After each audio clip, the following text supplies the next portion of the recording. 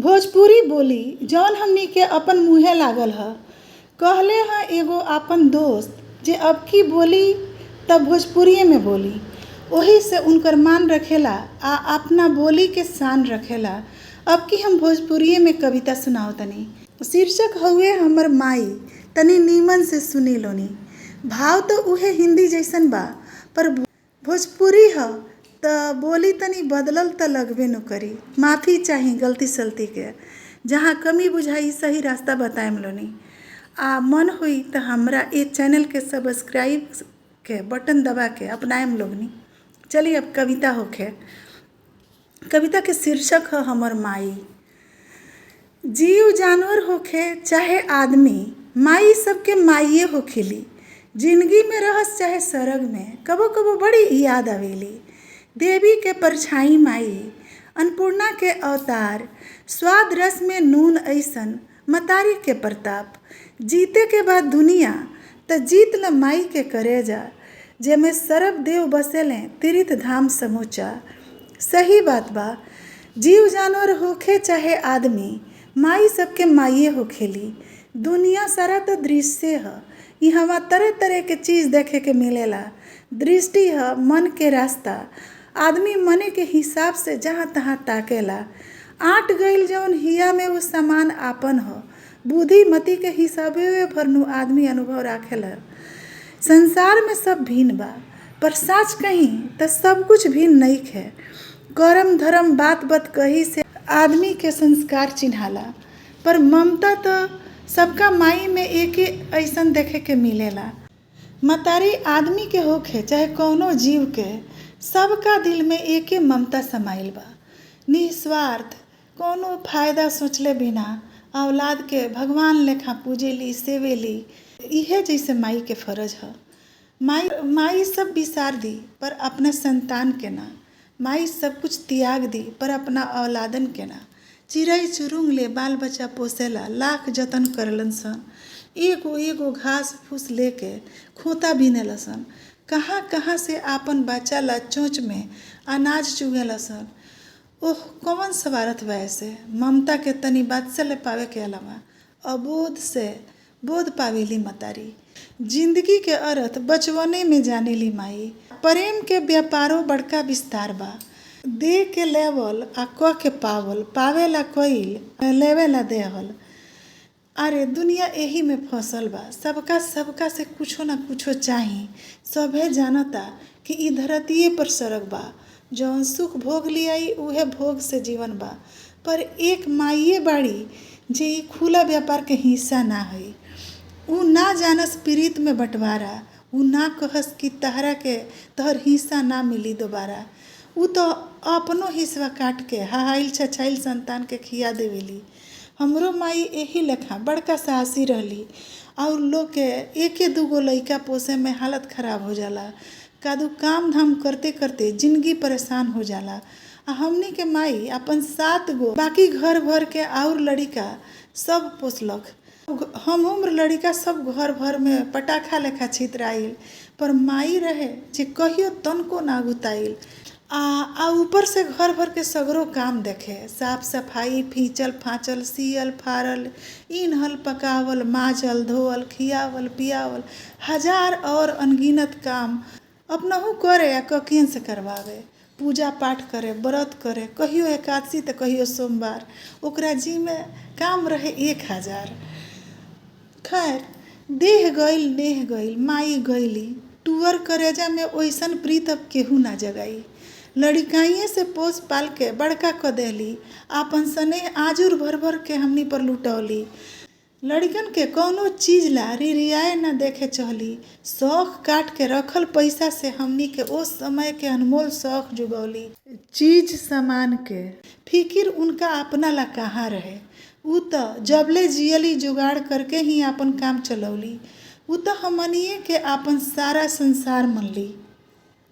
हमनी के उनकर जोड़ल पाई अठनी से नीमचू सा दालबूट कीन के खात रही सन।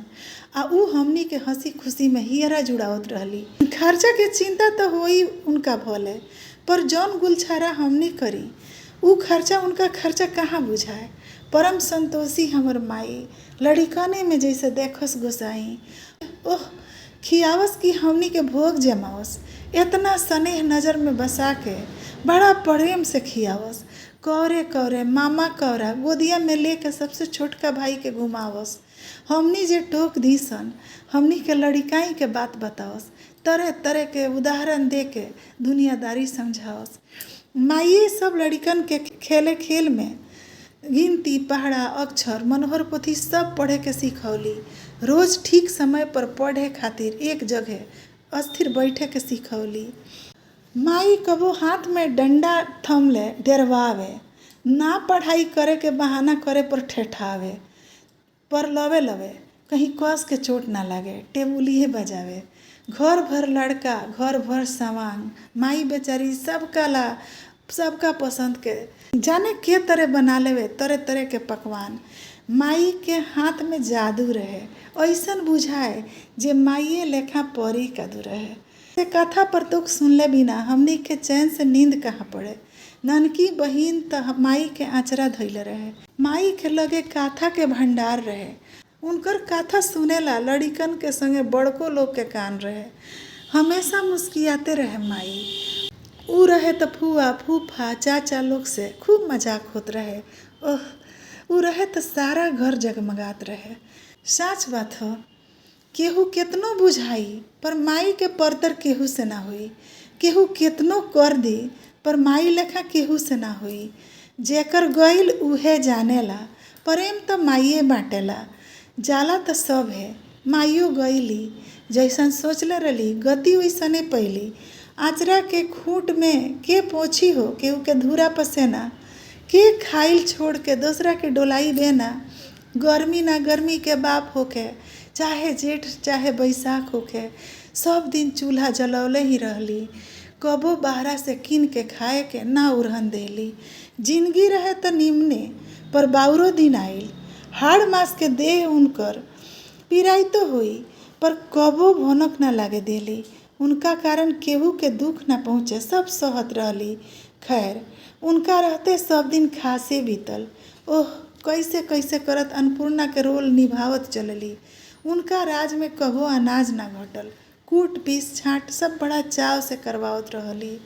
माई जबे हमनी के माथे पर चिंता लौके उनका, ओह भाप लेस बाबू हमर कह के सारा फिकिर बाहरे कहीं पर टांग देस।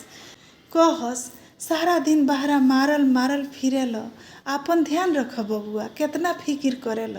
जौन होई तौन निमने होई, तू काम के संगे सबर रखल कर। बुद्धि बात त सुख दुख निमन बाउर बुझेबे करी। काम हो बिगड़ल त बिगड़ल, बिगड़ी तबे न कोई बनैबो करी। ओह माई साच बात ह, केहू केतनो बुझाई पर माई के परतर केहू से ना हुई। केहू केतनो कर दी पर माई लेखा केहू से ना हुई।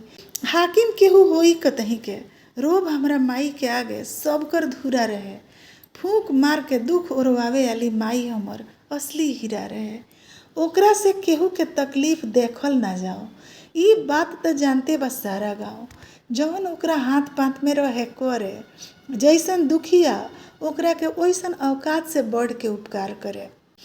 तो ओकरा रहत गांव समाज के कौनो बेटी बहिन के आचरा कबो खाली ना जाओ। पियरका रंग में रंग के चाउर, हल्दी फूल दूब पैसा सब रख के खोइछा दियाओ। हमर माई अब तो उड़ंतु चिड़ई हो गईली, पिंजरा खुलल उड़ गईली। प्राण गईल उनकर पर उनका सांस के आस त हमनी में बढ़ले नो बा। बाड़ी इहवे आसे पास एहसास त बढ़ले बा। माइये के लगावल बगिया के सभे फूल ह, चहकत चिड़ैयन के संसार भी खूब ह। हमर माई ई जिंदगिए ओकर कर्जा ह, सबसे बढ़ के ओकर जैसन कईल ओकर से जुड़ल चीज आ बतिया पर हमनी के श्रद्धा ह। अरे कागज के पैसा तो कबे ओरा जाला, खा पी के आदमी सब खपा देला। किरती या संस्कारवे नु रह जाला, जौन बाप मतारी दुनिया में रख जाला। ओह माई कबो कबो बड़ा याद पड़ेली। ओह माई हमर कहियो झिरकुट पुरनिया ना भइली, सब दिन माथा तोपले रहस, मरली तले कनिया ही रहली। हरसठ ले कहियो ना करस केहू से झगड़ा। बाबूजी तो उनका के ऐसन हाँकस जैसे कि खेत में बैलन से बाजस। पर मजाल जे माई कबो उनके उलट के बोलले होखे, जब अभियो लजाकुर हंसी हंस के कहे, माई हो तहर ना नीक दियाई, ना तहर कबो चर्चा ओराई।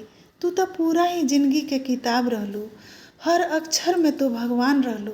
जाए द एह बेरा तहरे गोड़वा के छाप पर हमनियो आपन पाँव रखे जा तनी समहरिया जिंदगी, हमनी के देवता बाड़ू। माई के ना रहला पर अकेलापन तनी ज्यादा लगता। मुड़ी पर के छपरी उड़ा गई, बुझाता जे घाम काड़ा लगता। आशीर्वाद चाहिए हो माई, देवता बाड़ू सब देखत रहिए। लड़िका हैसन तहर आचरा ऊपर खोल ले रखिए, बार बार गोड़ लागतनी, भाव सरब स्वीकार करिए।